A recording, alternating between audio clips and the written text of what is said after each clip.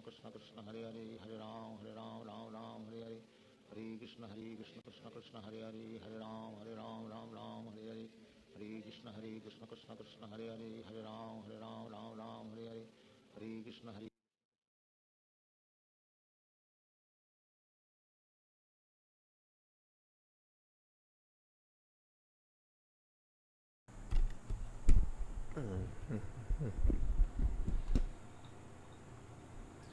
Hare Krishna, my dear Prabhus, dear Matajis, good morning. Thank you for joining our morning japa session, and it is always wonderful to chant in the association of devotees kasi it helps our quality of chanting. If one is knowing that we are chanting together with other chanters. So there's a power in chanting together. And especially if we do kirtan or sankirtan, chanting all together, congregational chanting with our beads or with the musical instruments. Hare Krishna, good morning. Bhakti Norin. Hello, Hare Krishna. Chandrika Radha Mataji. Hare Krishna, our Kashadesh China representative. If you don't know yet, Chandrika Radha Mataji is also a yoga teacher in China, spreading bhakti all over the place. And she often visits Braj pre-COVID and bring her students. Also in India, Jona Mataji Hare Krishna, Moksha Lakshmi Mataji Hare Krishna, Bhakti Oliver Hare Krishna, Bhakta Paolo Prabhu, Bhakta Rolly Prabhu, Bhakta RJ, Bhakta Sergey, and Bhakta Naris. And those who are watching regularly sa ating Facebook Live, and those who are always catching up sa ating mga recorded sessions. Hare Krishna. You know the drill, everyone. We should be always in the right mood, in the mood of request, in the mood of humility, in entering the realm of our study in the Srimad Bhagavatam, because the Srimad Bhagavatam is also Krishna, not different. Ang ganda ng painting ito. Om Namo Bhagavate Vasudevaya. Om Namo Bhagavate Vasudevaya. Om Namo Bhagavate Vasudevaya. Narayanam Namaskritya Naram Chaiva Narotamam Devim Saraswatim Vyasam Tato Jayam Udirayat Nashta Prayeshu Abhadreshu Nityam Bhagavata Sevaya Bhagavate Uttama Sloke Bhaktir Bhavati Naishtiki. I offer my obeisances to the Supreme Personality of Godhead, Vasudeva, before reciting the Srimad Bhagavatam, which is the very means of conquest. One should offer respectful obeisances to the Personality of Godhead Narayan, and to Nara Narayan Rishi, the supermost human being, and to Mother Saraswati, the goddess of learning, and unto Srila Vyasadeva, the author. By regular attendance in classes on the Bhagavatam, and by rendering of service to the pure devotee, all that is troublesome to the heart is almost completely destroyed. And loving service to the Personality of Godhead, who is praised with transcendental songs, is established as an irrevocable fact. Nityam Bhagavata Sevaya. So there are two kinds of Bhagavata. The book Bhagavatam, we worship the Bhagavatam. You can offer incense, flowers to the Srimad Bhagavatam. So I have a set there. And also you can offer and worship the person Bhagavata. Sino yung person Bhagavata? These are the devotees, pure devotees who are living their lives according sa teachings ng Srimad Bhagavatam, which is Krishna himself. So if one serves the pure devotee, all that is troublesome to the heart is almost completely destroyed. So if one is experiencing some troubles, hindi mo na kailangan lumayo. Attend the Bhagavatam classes, serve the pure devotees. Automatic. Kaya kung nakikita nyo yung mga devotees, they're always happy. Chant and be happy nga, di ba? And coupled that with the service with the Bhagavata, book Bhagavata, and this person Bhagavata, you'll feel blissful. So if previously it was Sukadeva Goswami and Pariksit Maharaj talking in the banks of the Ganges River, so they are in a fasting or a yagna. Maharaj Pariksit is fasting till death. And ginagawa nila yung yagna. There are different kinds of sacrifices. And this is also called a yagya because um, they are offering their ears to the to receive the words coming from Sukadev Goswami. The parrot-like personality to speak about the incarnation of Krishna in the form of Srimad Bhagavatam.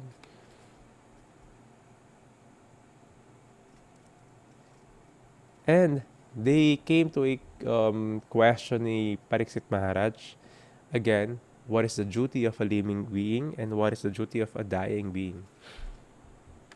Then Sukadeva Goswami explained about it. He also explained kung paano yung 8 limbs of yoga system in accordance sa Bhakti Yoga. Laging ginagawa ng mga saintly person to. Bakit din may mga commentary palagi yung mga acharyas?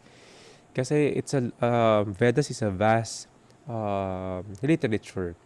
When you read it, you might be confused or just enamored with the flowery words or just be focused on the details. Even Shri Krishna discussed about Ashtanga Yoga, how to practice it. Even the breathing, the half-closed eyes, kung ano yung uupuan mo, anong scenario. Yung iba doon nagka-focus. Pag di nila binasa as a whole, naintindihan na sa whole, Krishna is saying the Bhagavad Gita, masyado mahirap yan, Arjuna. So better take the Bhakti Yoga. Same thing, per verse, ganun din yung ginagawa ni Srila Prabhupada and other acharyas, Balit Srila Vyasadeva Vidyabusan, Vishwanath Chakrabarti Thakur. These two also have their own commentary sa Srimad Bhagavatam. Pero that's the role of acharyas and commentators, the bona fide ones. They give yung mga commentation and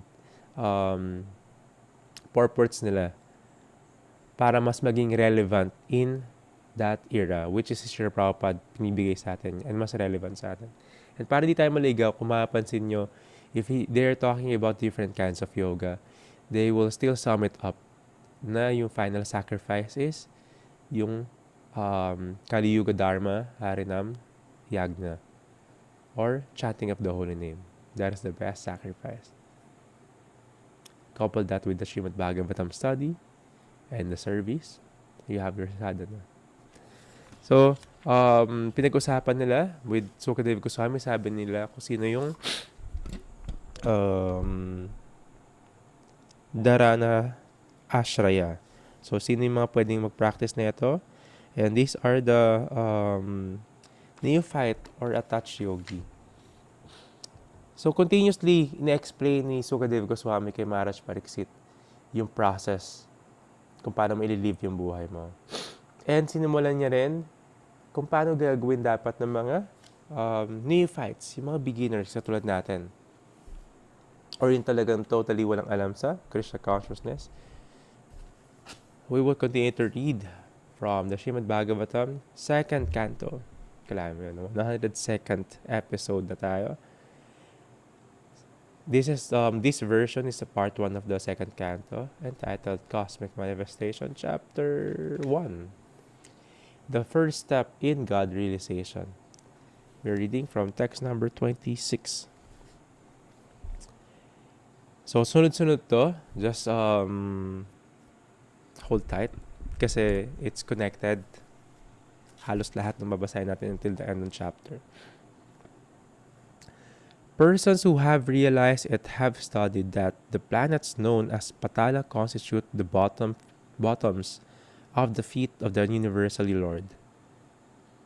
And the heels and the toes are the Rasatala planets.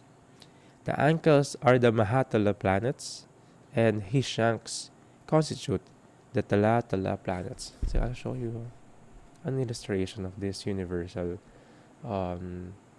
cosmic manifestation. So Sukadev Goswami is saying this universal cosmic manifestation is Krishna himself. This is called Virat Rupa or the universal form ni Krishna. So kung napapansin natin, diba, maraming oh, thank you universe. Because of their resistance and na-turn off sila dun sa old practice natin, they became impersonalists. Although, of course, maraming nagka-practice ng impersonalism. Some, they don't know. Pero they just, oh, thank you universe, in-arrange mo to sa akin. Diba? I'll give my energy so the universe will manifest. So those are the new ages na mga new age na mga practice. And ito yung mga ano rin nila, ito yung mga jargons and their shallow belief about the universe. They don't actually understand who is that universe, sino personification nun, and sino yung nagpapatakbo, kanino rin yung mga forms na yon. Yan. Nawawala yung file ko. Anyway, I'll just read from so these mga Tala planets, if you hear this, these are the lower planetary systems. And it was being described here yung bottom ng feet ni Krishna, yung heels and toes niya, ankles niya, saka yung shanks or calves niya, is yung mga lower planetary system. Lowest. Kasi sa lower planetary system, may hierarchy pa yan. Let's continue reading. So yes, may 14 planetary system, 7 lower, 7 higher. Text number 27. The knees of the universal form are the planetary system of the name Sutala, and the two thighs are the Vitala and Atala planetary systems. The hips are the Mahitala, and the outer space is the depression of his navel. So this Sutala, Vitala, Atala, Mahitala is the part of the lower planetary system, and the middle is the Mahitala. Yung hips ni Krishna sinasabi, that is the earth, the earthly planet. And the Bhuvar is the outer space, the navel. So yun yung nasa paligid. Outer space is the depression of his navel. So we're going up. Text number 28. The chest of the original personality of the gigantic form is the luminary planetary systems. His neck is the Mahar planets. His mouth is the Janus planets, and his forehead is the Tapas planetary system. The topmost planetary system, known as Satyaloka, is the head of he who has 1,000 heads. So Swarga is the chest, Maharloka is the neck. Maharloka is where anyway, I think this where Lord Shiva. Then Janaloka, mountain face, Tapoloka is forehead, Satyaloka is the forehead, Satyaloka is the head. So ito yung hierarchy nung planetary system, at the same time si Krishna mismo yun. This is part of his Virat Rupa.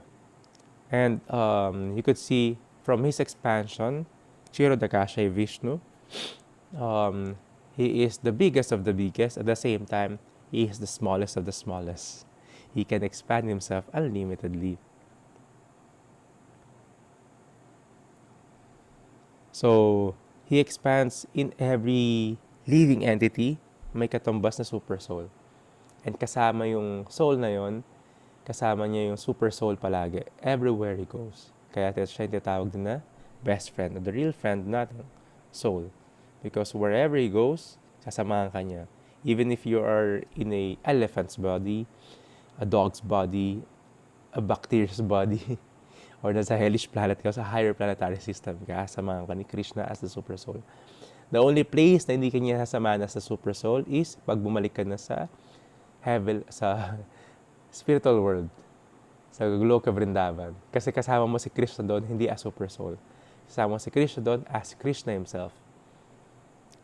Text number 29, this is further representation ng mga limbs ni Krishna as the Virat Rupa or the universal form. Much more in detail. So parang mas mag-zoom in pa tayo. His arms are the demigods headed by Indra. The 10 directional sides are his ears, and physical sound is his sense of hearing. His nostrils are the 2 Ashwini Kumaras, and material fragrance is his sense of smell. His mouth is the blazing fire.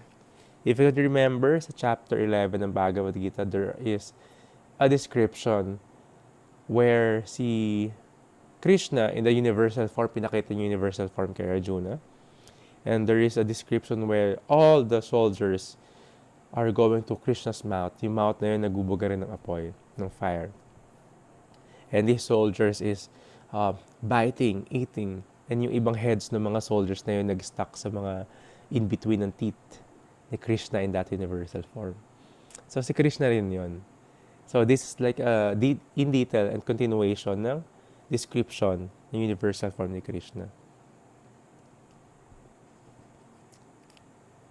So yes, sinabi nga doon, Krishna is the all-devouring personality. He is time and he is the destroyer of everything. This is considered as the Virat Purusha, Virat Rupa, universal form. So yes, his arms is the representation ng mga demigods headed by Indra. So that is why it is very clear na the demigods also came from Krishna, and Krishna is the fountainhead or the personality of God. At sa kanya galing pati mga demigods. That's very clear. Pati yung mga sense, ang ganda na itong description. It's very artistic. Sense of smell, sense of hearing, kay Krishna rin galing. And si Krishna mismo rin yun. The real entity is the Lord himself, and all others are imaginary, for everything is included in him only. So later it will be discussed paano nangyayari itong creation. So after itong cosmic manifestation, they are talking about the start ng creation ng material world. And sino yung mga personalities na representatives nun. Text number 30. The sphere of outer space constitutes his eye pits, and the eyeball is the sun as the power of seeing. His eyelids are both the day and night, and in the movements of his eyebrows, the Brahma and similar supreme personalities reside. His palate is the director of water, Varuna, and the juice of or essence of everything is his tongue. So it was described here. Yung first, unahin natin si sun. Sun will be the power of seeing, kasi without the sun, you cannot see. So Krishna is giving us the power to see. And Krishna is, sinabi rin sa Bhagavad Gita, Krishna's sight, yung eyes niya is sun and moon. So umaga sa kagabi. And yung eyelids niya will be the day and night. Kasi pag nagtago na yung sun, gabi na sa atin. Pag binuksan niya yung mata niya, nandyan na yung sunrise, umaga na sa atin. Yung eyebrows niya, andun daw sila Lord Brahma sa kayong mga great demigods and personalities. Yung palate niya is the director of water, Varuna, the juice of everything in his tongue. So sometimes, hindi natin naiintindihan yung mga ganitong bagay, how to insert that, digest it. In the Vedic scriptures, in the study of Krishna consciousness, hindi lahat maintindihan natin kaagad. Hindi lahat ng tanong natin, maintindihan natin yung sagot. Or makukuha natin yung sagot. Some you will get the answers, some you will understand as time goes by. Kasi the mind is not yet ready for it. Or the mind could not just fathom kung ano yung inconceivable.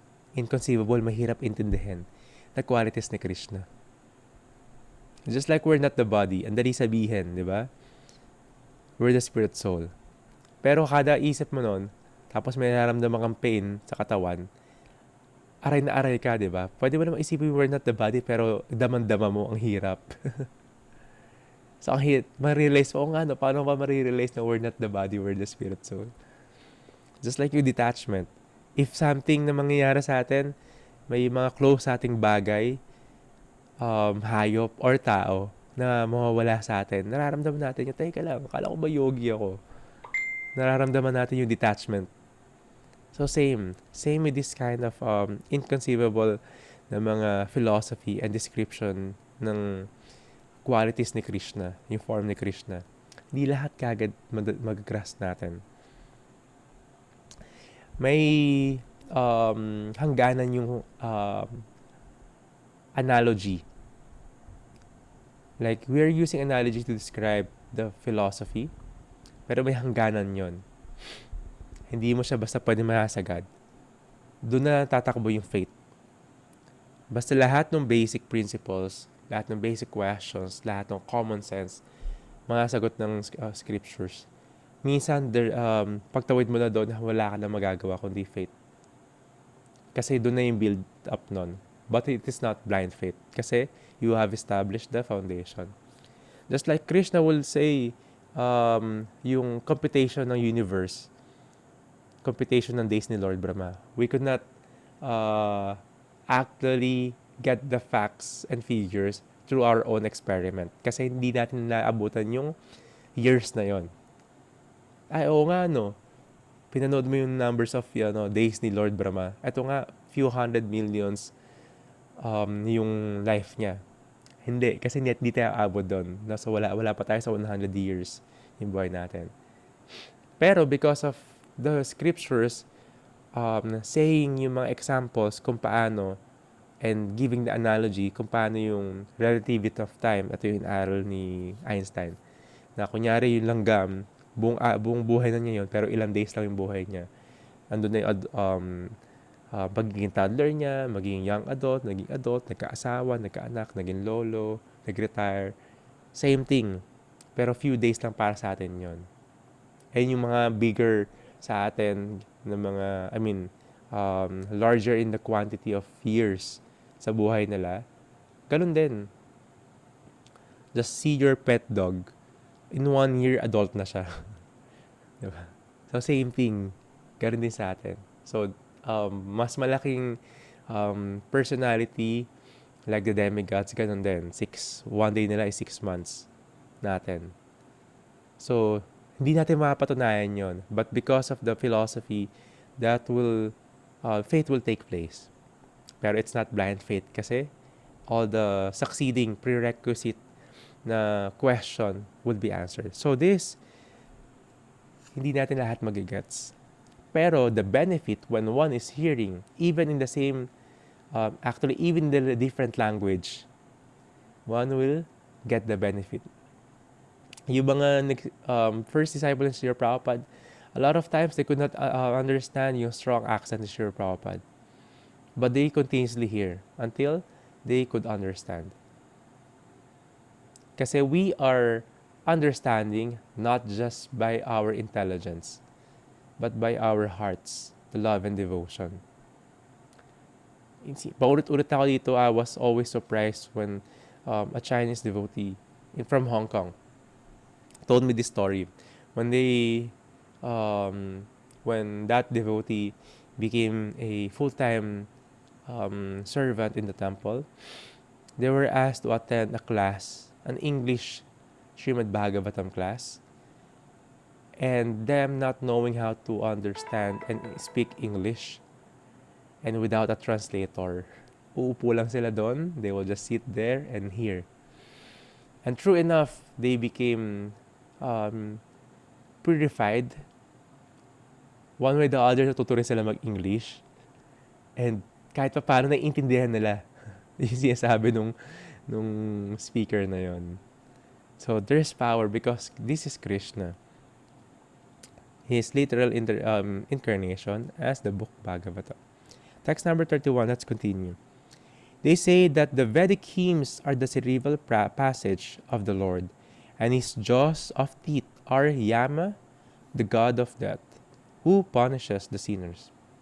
The art of affection is his set of teeth, and the most alluring, illusory material energy is his smile. This great ocean of material creation is but the casting of his glance over us. The casting of his glance is actually the start of the creation. From the Mahatattva, from the creation na lumalabas kay Mahavishnu, wala pang life yon. Pero nung nagcast na siya ng glance, it is like a father impregnating, putting the seeds, putting the souls dun sa material creation. Nagsimula na yung combination ng time dun sa matter. So, aralin natin yan sa third canto. Yung pinaka-detalye kung paano ginagawa yung creation. Yung tumingin na si Krishna, nag-mix na yung different modes of material nature, tapos na-produce na to. Then, paano nag-move, yung pumasok na yung time, which is si Krishna rin, by the glance ni Krishna. Tapos, yung mga souls na nasa passive state doon, nag-start na sila mag-move. So, ganun yung scriptures. That detail, yung may binigay si Krishna for us to understand. Hindi siya, pag naaral mo to, matawa ka na lang sa Big Bang Theory na sumabog lang. Which is hanggang ngayon theory pa rin yun. Walang sumabog na bagay. Tapos,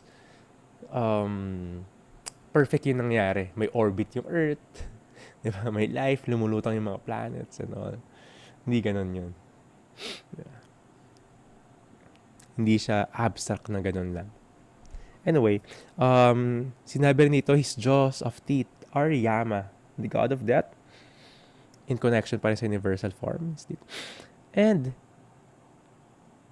yung art of affection niya is the two sets of teeth. Nakakatuwa dito yung smile ni Krishna, which is the alluring, illusory material energy. Si Maya. Is also Krishna. His smile.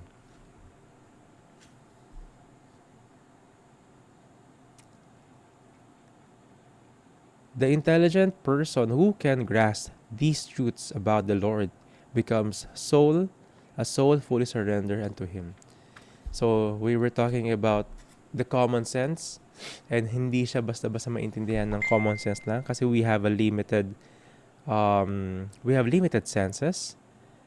At the same time, how we could expand our consciousness is through the eyes of the Sastra or eyes of the scriptures. By broadening our consciousness and our mind, yung Mahatma, the word Mahatma, if you remember sa Bhagavad Gita classes natin, is by the help ng teachers, at the same time, by the help ng scriptures. So one could be fully surrendered to the scriptures by the understanding ng scriptures na yun. Broadening the mind by the use of faith. Text number 32. Modesty is the upper portion of his lips. Hankering is his chin. Religion is the breast of the Lord. And irreligion is his back. Brahmaji, who generates all living beings in the material world, is his genitals. And the Mitra Varunas are his two testicles. The ocean is his waist. And the hills and mountains are the stacks of his bones. So, ang ganda nito, yung si Lord Brahma represents his genitals. Kasi si Lord Brahma is the number one progenitor. From him comes the Manus and other progenitors. Then dumami yung population ng universe. So again, hindi ginawa yung mga souls na to. These are the souls waiting because they wanted to be a resident ng material world. Galing sila sa spiritual world, papunta sila doon. So, Brahma just facilitated having for the soul to have these different kinds of bodies according to their desires and karmas. It just means the Lord is not impersonal. Ang daming detalye na binigay dito, ang daming detalye yung sinabi ni Krishna, ang daming ginagawa.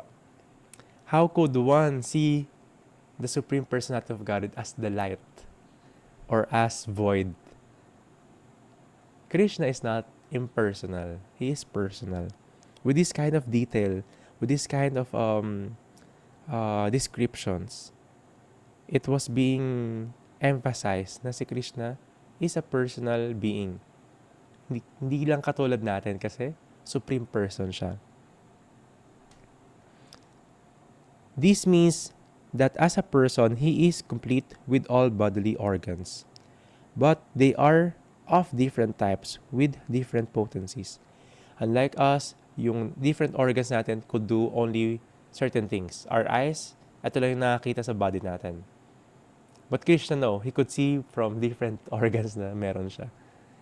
He could eat just by eyes also. Kaya pag ino-offer yung food as prasadam, nakikita lang niya yun, nakakain na niya yun. Of course, di natin nakikita. Some other devotees could see, but us, we cannot see. Yeah. And also, this Viratrupa, as exhibited by Lord Krishna to Arjuna sa chapter 11 sa Bhagavad Gita, is also a challenge sa mga non-believers. Hindi nila magigets basta-basta yon. Si Krishna kasi, pag may desire yung mga tao na to not understand Krishna, binibigay niya. Pwede naman niya ipilit eh. Pero again, bhakti, the faith to Shraddha to Prema, faith to love na stages, hindi pinipilit ni Krishna. Because that will not be love if you put force. Ito lang yung bagay na hinayaan ni Krishna sa atin, that free will. So yung mga tao, minsan pinipilit nila or dinidesire nila to not see Krishna. Si Krishna bibigay talaga yun, magbibigay ng mga kung ano-anong evidence for you to not believe. To bewilder. And that is by the form of Maya. So he's just a well-wisher for everyone and fulfiller ng desire. So if one is desiring that, go. Mangyayari yun.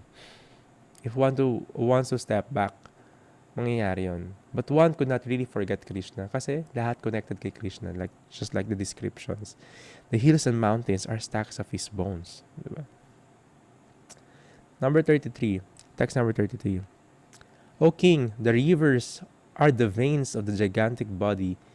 The trees are the hairs of his body. And the omnipotent air is his breath. The passing ages are his movements.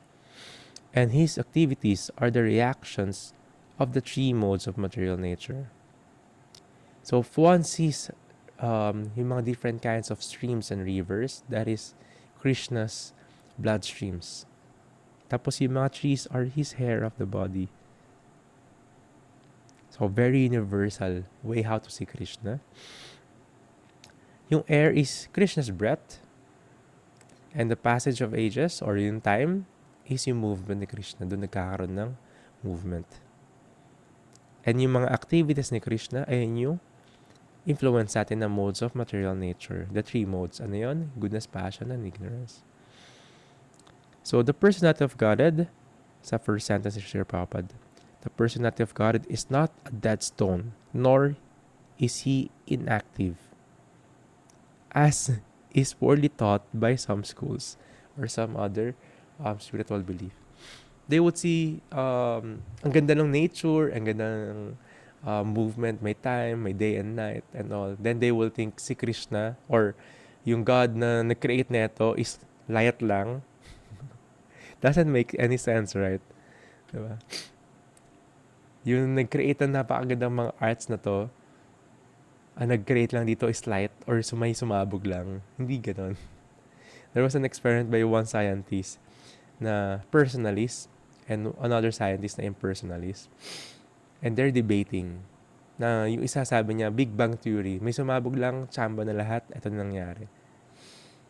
And of course, the personalistic scientist is trying to defeat his argument. So ginawa niya, nag-create siya ng visuals for him. Secretly gumawa siya ng solar system sa isang room with complete orbits ng mga planets. So like a big diorama or a 3D sculpture. Tapos moving siya.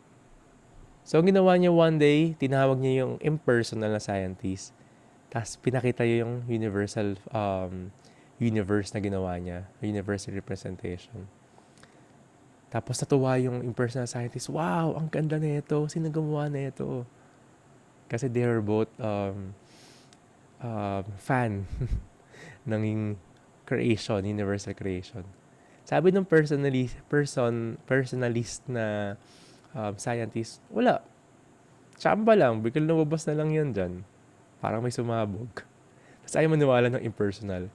Hindi, yung grabe detalye nito, may gumawa nito tapos moving yung mga planets with right orbit and timing. Sabi ng personal, being sarcastic, no, lumabas lang yan dyan, walang gumagawa niyan. So you could see the logic, di ba? Pwede mo bang sabihin yung technology na meron tayo, sumabog lang, tsamba na yung nangyari na yan? No. What more pa yung very technical na ecosystem, na planetary systems, na lumulutang yung mga planets na hindi nagbabanggaan, na may orbit sila. It is all designed by the greatest artist na si Krishna. The greatest creator. So, grabe yung creativeness niya. So, Krishna is not a dead stone. So, the idea of just seeing the creator as the light doesn't really make sense. If one really thinks, uses his intelligence. But if one just, with poor fund of knowledge, using the flowery words, explaining, you come to the light, meditate on the light, the creator. If one really hears yung mga sinasabi ng mga ganito nagtuturo, you cannot fathom, ano sinasabi niya.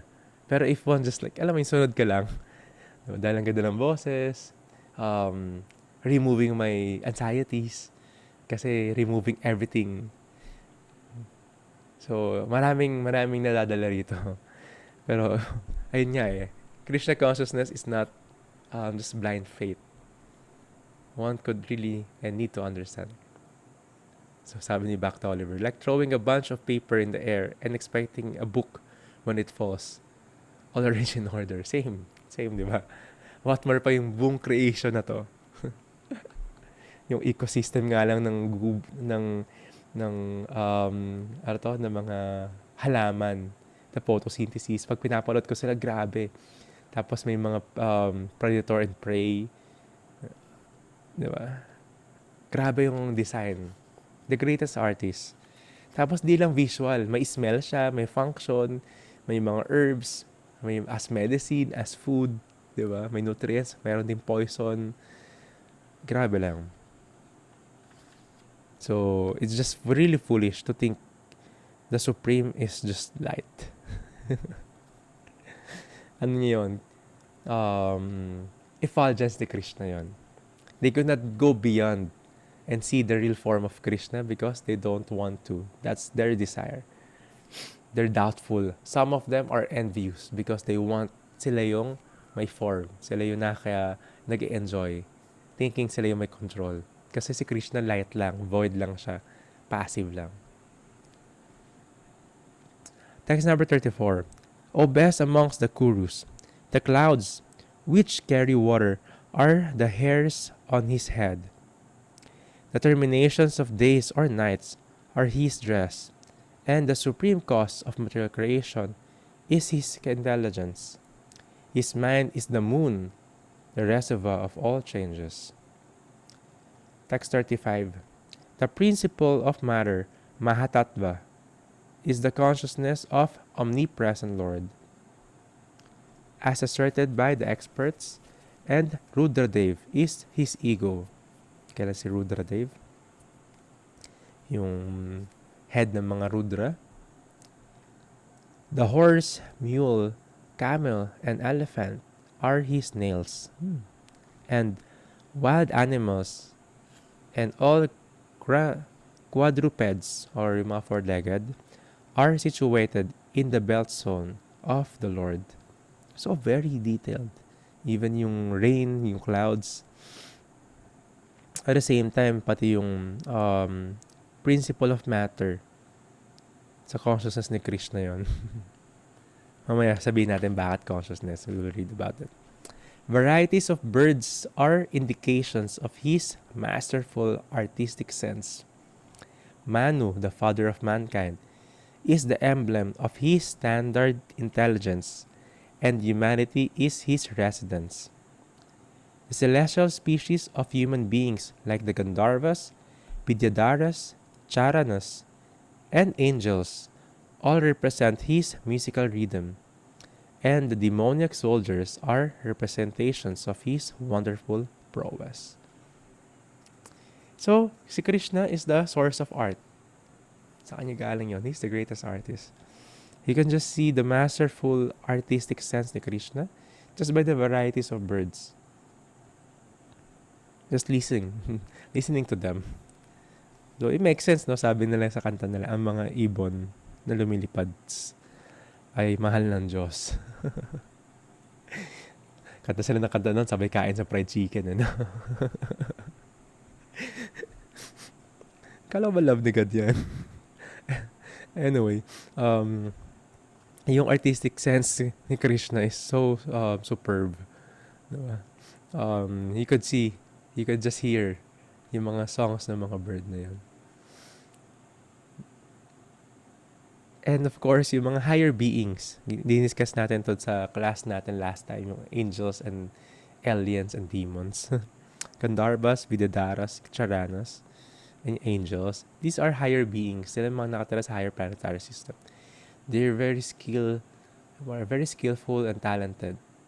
They play music, they dance, and it will enamor everyone, even yung mga demigods. And even yung si Krishna is being pleased by them. Yung ibang mga devotees or yung mga personalities na galing sa as a higher being. Minsan pagbaba nila as human beings, may mga traces sila. Ang galing nila musikero, ang galing nila sumayaw, with wonderful features sa katawan nila. Saintly person could see them. Minsan alam nila, mga Gandharvas to dati. Si Narada Muni was previously Gandharva. Then yung nag-incarnate na siya and all. Tapos, as a great devotee, Deva Rishi, a saintly Deva, or saintly a devotee demigod, is also a great singer. Pero ang kinakanta niya is Krishna's name. Spreading it all over, not just the world, intergalactic.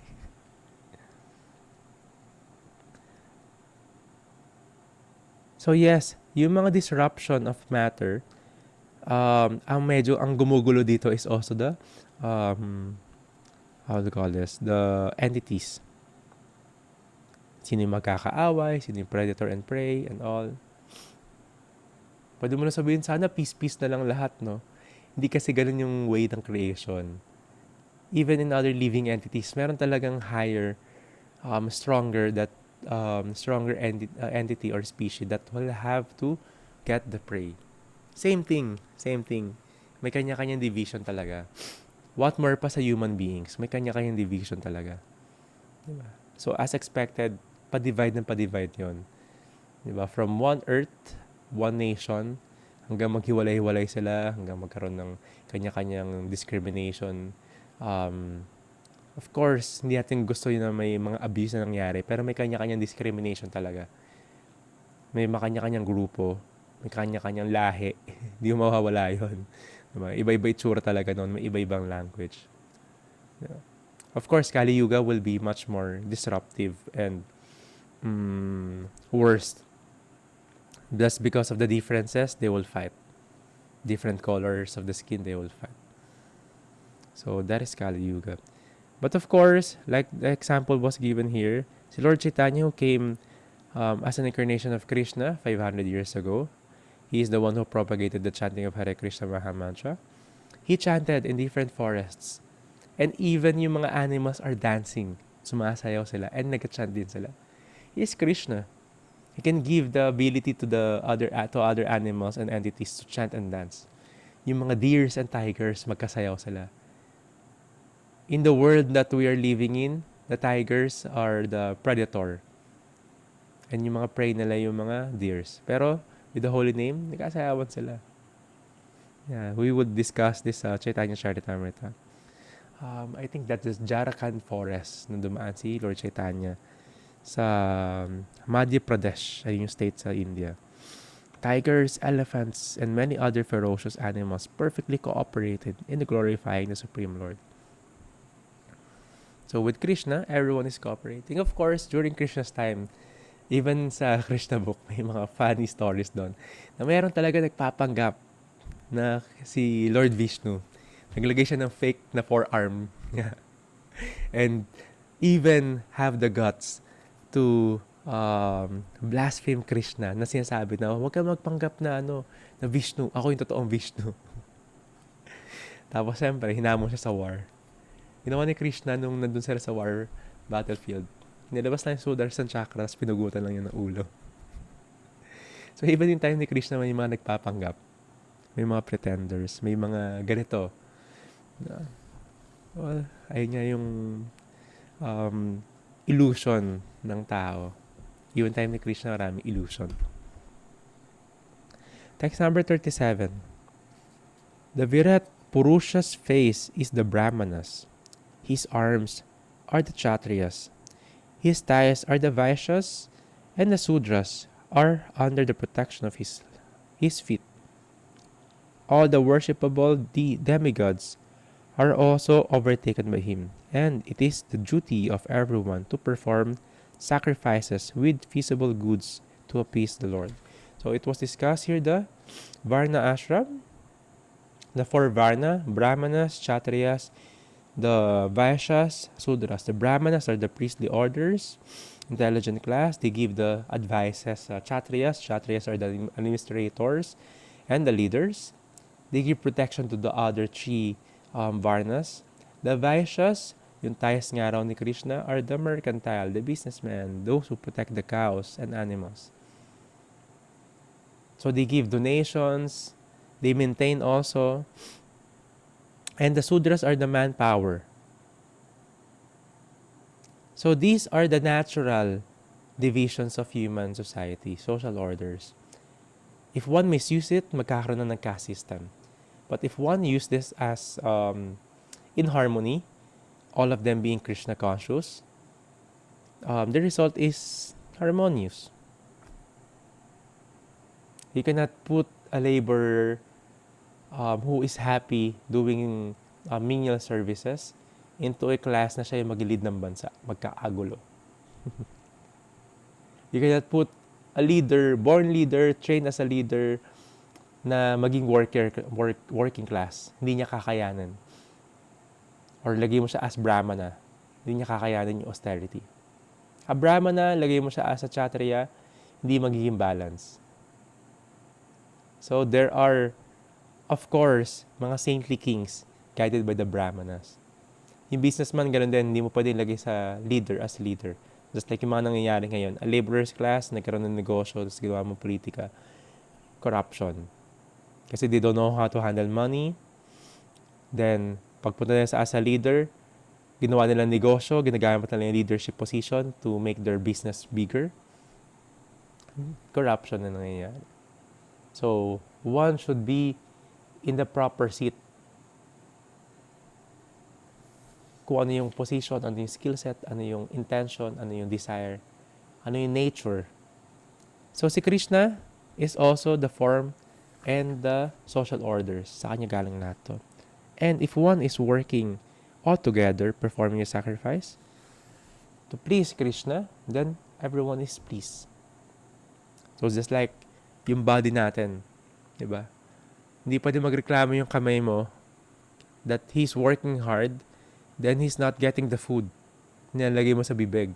Hindi siya pwede magreklamo na ba't binibigay sa bibig, tapos pupunta sa tiyan. Tapos pwede siya magwelga, huwag niya gawin yon. Huwag niya ilagay sa mouth niya. Manghihina rin siya kasi he's part of the whole, greater whole. which is Krishna. So yes, they're doing the sacrifice and offering, but again, Krishna, Srila Prabhupada emphasizes the chanting of the name of Krishna is the most important sacrifices. So kasi yung iba na babalaw dito sa four social orders, it is a tool, pero the goal is to become Krishna conscious in different orders. Hindi to just be a caste system, maging lamang sa bawat isa. So Krishna emphasizes again, Srila Prabhupada emphasizes again, the greatest sacrifice what could do is chanting the holy name. So if these different social orders are Krishna conscious, it is called Varna Ashram Dharma because they're doing their duties. Text number 38. I have thus explained to you the gross material gigantic conception of the personality of Godhead.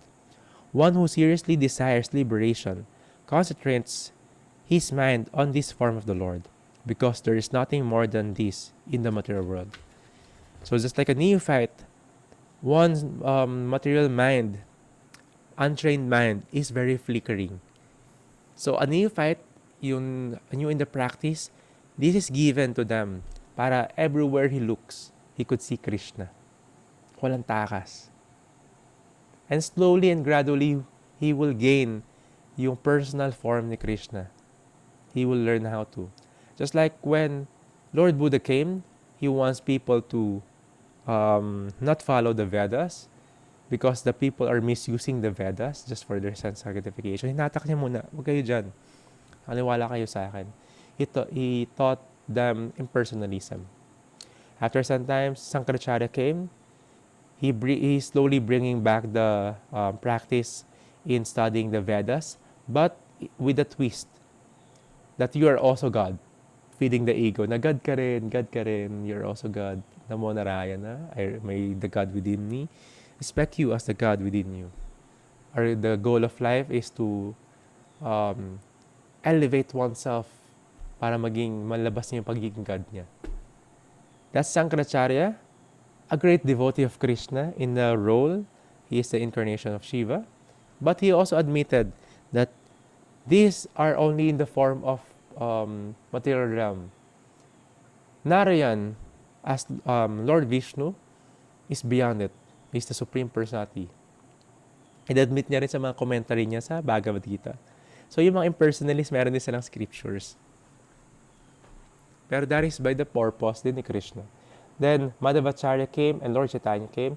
He brings back all the people, not all, supposedly, the people to the Vedas and then the practice of Bhakti Yoga, personalistic practice.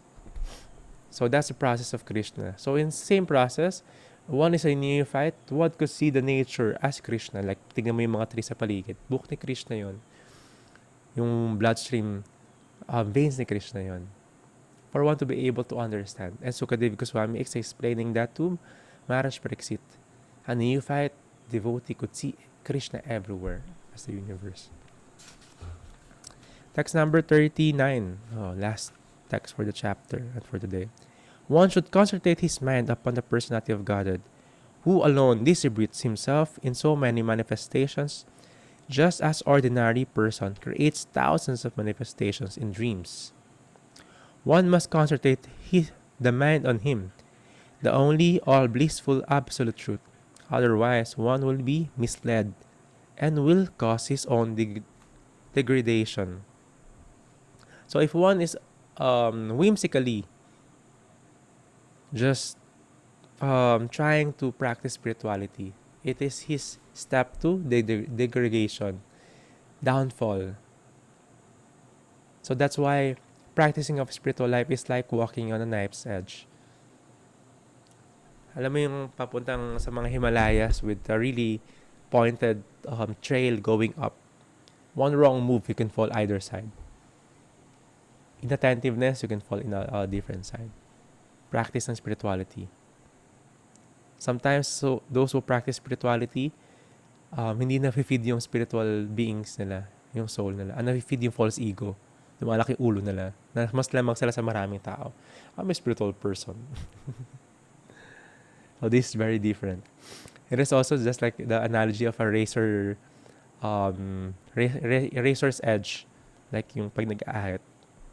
one wrong inattentiveness, one wrong direction ng stroke ng shaver na yon could cut you, could cause a wound, could make a wound. So ganon yung inattentiveness sa spirituality. So one should be guided by a teacher.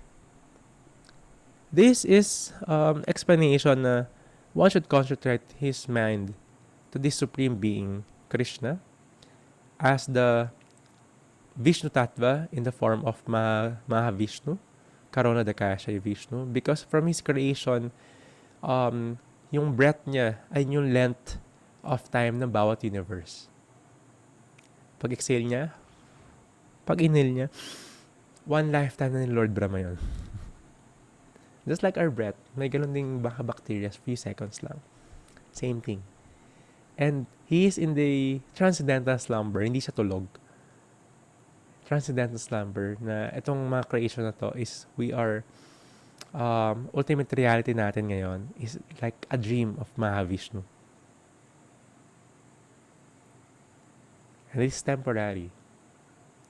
The experience is temporary. Pero our original eternal constitution is to serve, and our original and eternal home is the Goloka Vrindavan Viraj in the spiritual world with Krishna.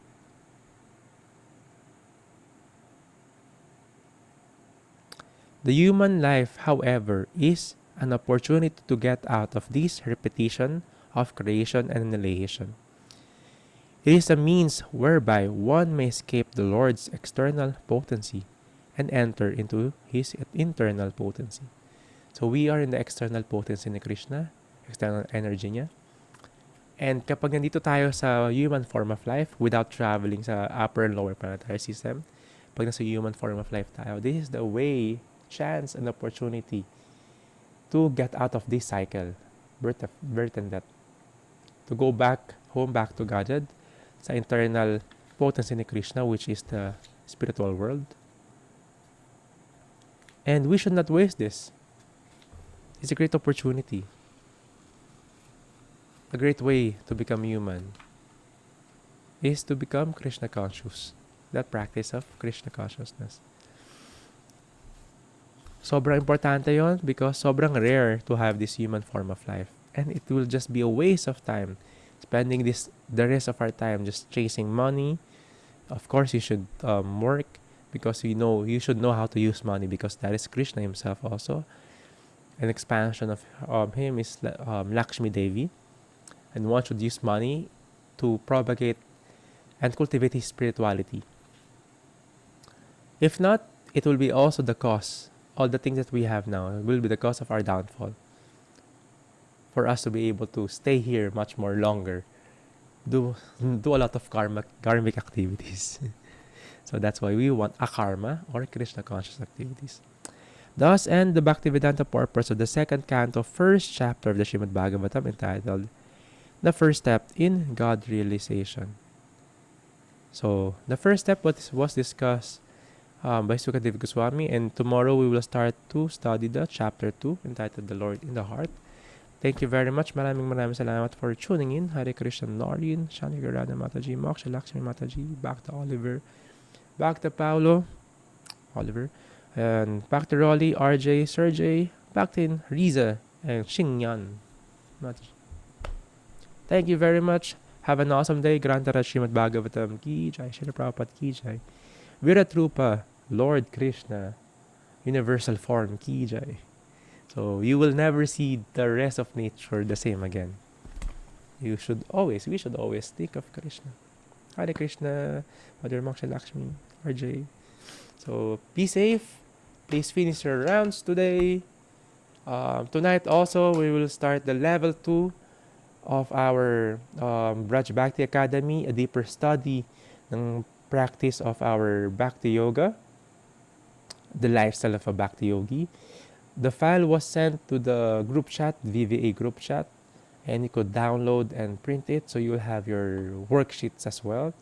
This will be conducted by His Grace Sridhar Prabhu, one of the senior devotees here in Rajika Village, temple president, and also This is a one step further, kaya level 2 siya in the study ng philosophy natin and the meditation. So if you want to move further, please join. And if you haven't registered sa registration form, please do so. If nawala na sa hindi mo makita sa group chat, chat niyo ako. Thank you very much. Good morning, my dear ones. Be safe. Hare Krishna. Haribol. Chant and be happy.